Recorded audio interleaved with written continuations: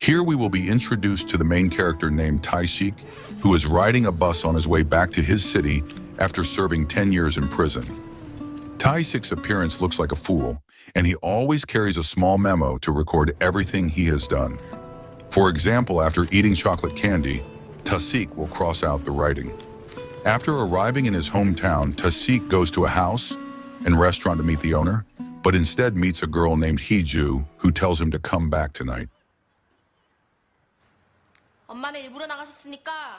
Maybe because he hasn't showered and smells of fish, Taik tries to come to a sauna or public bath. Because he has been in prison for too long, he is confused by the locker key equipped with a sensor.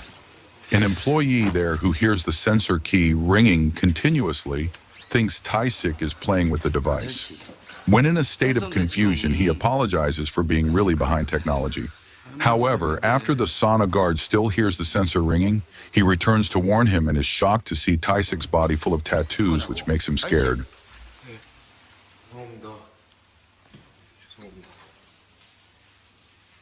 Elsewhere on the side of the road, a girl is being beaten by several subordinates of a club owner named Changmo. In the conversation, one of the police, Changmo, is the manager of a club owned by a member of the city council. That's why the two police officers don't want to interfere, because it will definitely cause problems for both of them. This seems cowardly because they can't give justice to a woman who is being tortured and go to prioritize dinner. After being satisfied with beating the woman, now Changmo scolds several subordinates and doesn't hesitate to be rude to them. Then someone is heard calling him from the front door, and it turns out to be Taik. Here it is revealed that Taik used to be a former gangster who was quite respected in the area. Changmo was very surprised by Taik's appearance and offered help if there was something needed before leaving the club tonight. Taik returned to the restaurant earlier and met a woman named Sunflower. Sun is an adoptive mother who loves Taik like her own child. This meeting made Taik apologize to her for the incident in the past. Taik's return that night was celebrated by eating with his mother and sister named Hee-ju, and starting today living in the house. Taik, who looks like a fool, is still bullied by Hee-ju, who is Sun's biological daughter, and doesn't know Taik at all. Before going to bed, Taik always says the promise given by Sun, which is not to cry, not to drink alcohol, and not to fight. The next morning, there is a campaign by an evil mafia named Jupan, who was elected as a member of the council, promising to renovate the market, build a mall, and advance the economy in the city. But in fact, all of that is just nonsense from a cunning member of the council.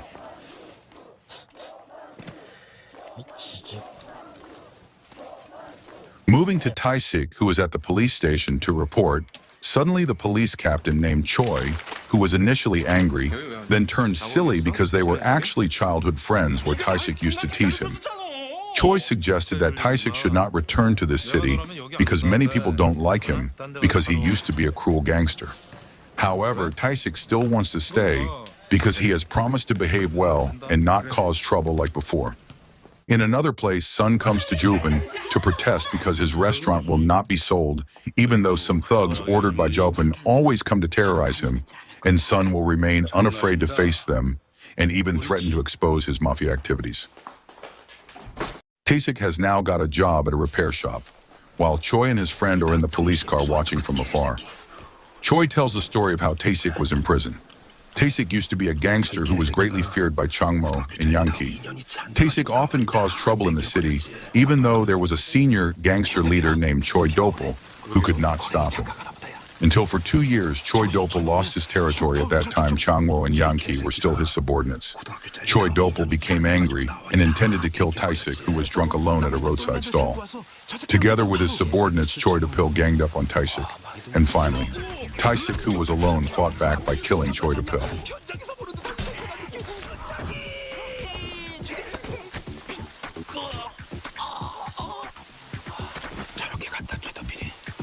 Changmo and Yanki came to help, but were scared to see that their boss had been killed.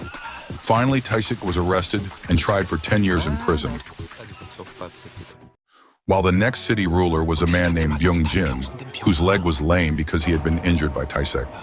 In fact, Byung-jin was just a puppet of Juepan, the city council, to cover up his mafia activities. 짜고 친 것처럼 이렇게 비각치려고 그러냐? Moving to school, Hee-ju looks confused when receiving an explanation of math lessons from a beautiful teacher. Unexpectedly, Taik was there to register for English lessons. It turned out that the math teacher was a friend who had always liked Taik. Even when he was in prison, he tried to visit him, but Taik never met him because he was embarrassed and apologized for it. When they were about to go home, Taik and Hee-ju stopped to buy some street food. From a distance, they saw a rookie gangster led by Ji-sung watching Hee-ju.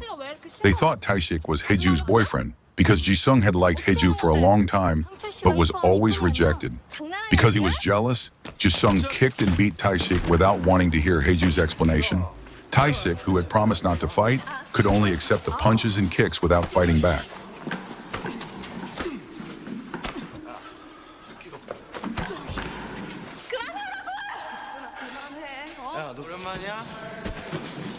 Because he was beaten too brutally, Tasik's shirt was torn, showing a tattoo that immediately scared them.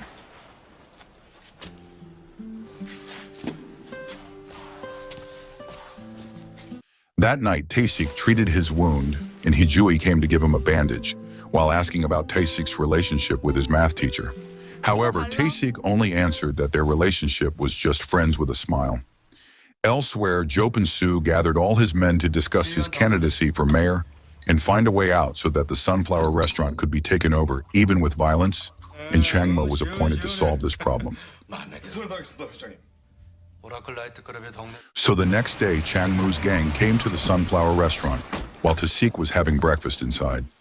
Seeing this, Changmo was shocked to find out that Sunflower was his adoptive mother, and Taik had been living here. With fear, Changmo immediately gave the order to run away rather than die stupidly. After that, Taik asked what really happened, but Sun told him not to bother with this. Because this problem was not resolved, Jupin called Changmu and Yanqi because he heard information that Taik had returned to this area and even lived in the Sunflower restaurant without telling him first.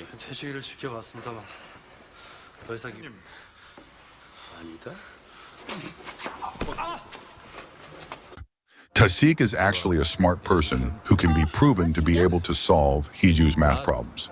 Because while in prison, Taik has become a boss and asked to be taught by a math teacher prisoner.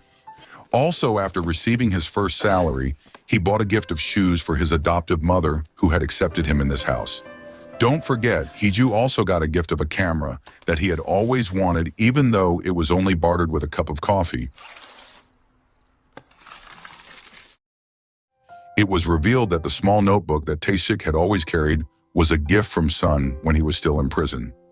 Sun hoped that Taik would become a better person with a promise that must be kept, namely not to cry, not to drink alcohol, and not to fight.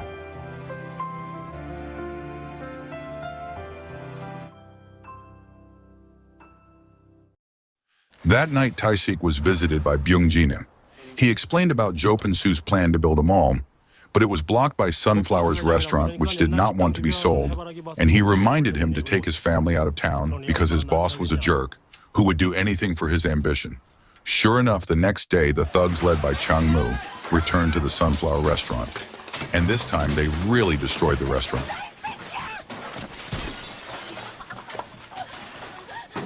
Hee-ju, who had just come home from school, was shocked to see them destroying her mother's restaurant, and with a camera in her hand, she hit Changmu's head, then ran to the workshop to tell Taik.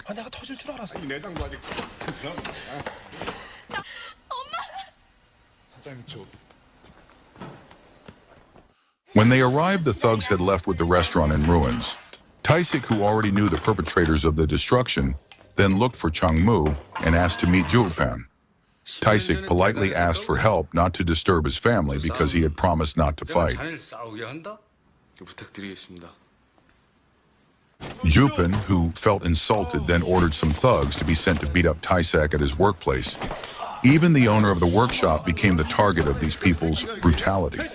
On the other hand, the police could not do anything because they had indeed cooperated with Jupin. Here it is seen that Taik was still able to keep his promise not to fight until the thugs left, after being satisfied with beating him up.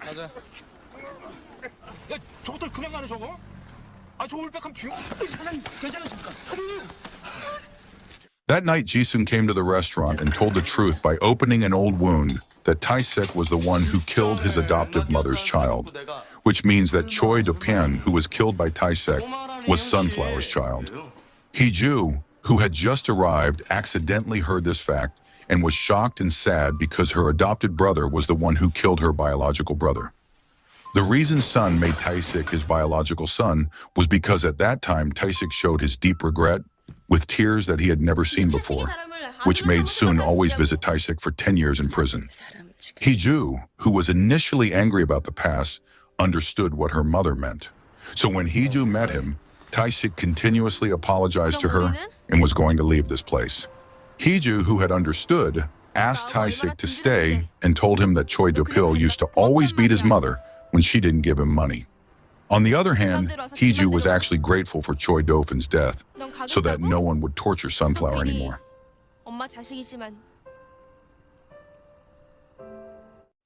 The next day, Sunflower comes to Japan and threatens to spread Choi Do-pyeon's diary from 10 years ago, which contains the fact that Japan ordered Choi Do-pyeon to kill Taik and ended up getting himself killed.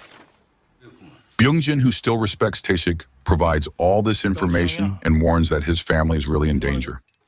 This threat is not nonsense because the first victim was Hee-ju, who when she came home from school, one of the thugs hit her head until she was lying in the middle of the road and had to be treated intensively in the hospital.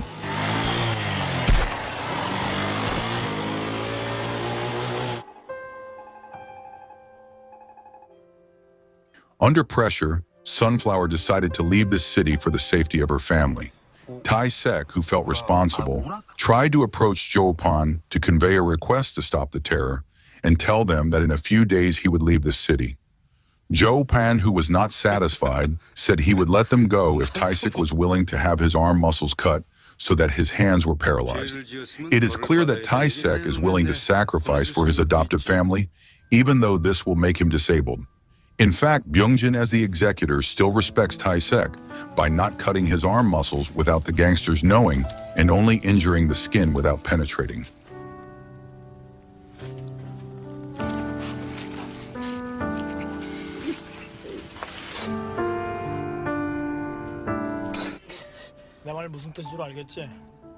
Japan is indeed a psychopathic character and really will not let Sunflower's family go.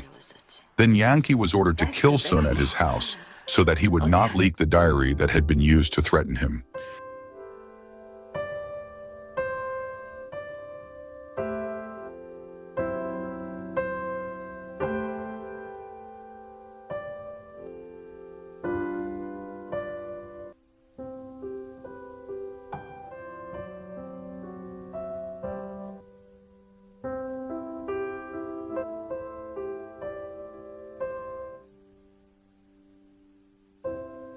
Taik, who came home from the hospital, found Sun hanging like someone who committed suicide. This made him completely devastated because he realized that Sun had been murdered because there Taik found Yankee's earrings.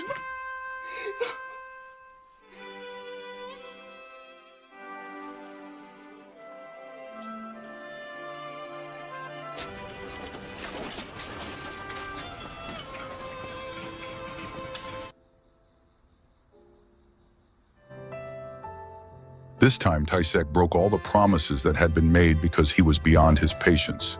Sadness and anger mixed into one made him drunk and cry again.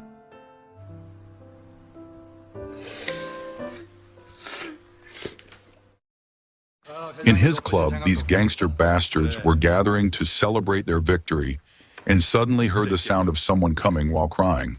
And that was Taik, who came alone to the place to avenge all the terrible things to his family. Now the monster has woken up and asked Byung-jin to get out of the place. This monster will begin to punish every sin that has been done, starting from the person who hurt Hee-ju and continuing to everyone there.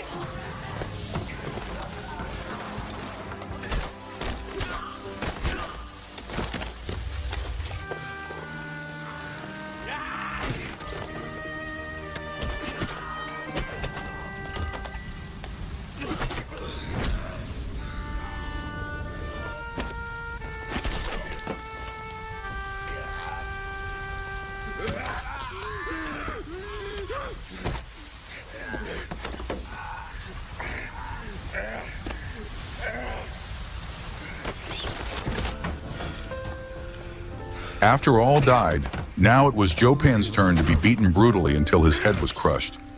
When everything was over, Taik sat silently in the fire, and he apologized to his mother and sister before dying with the destruction of the building. 싸웠냐?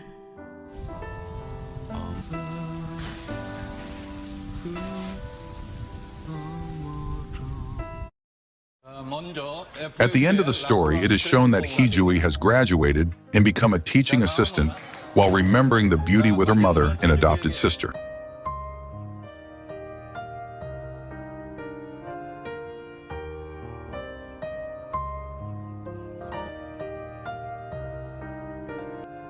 And the film is over.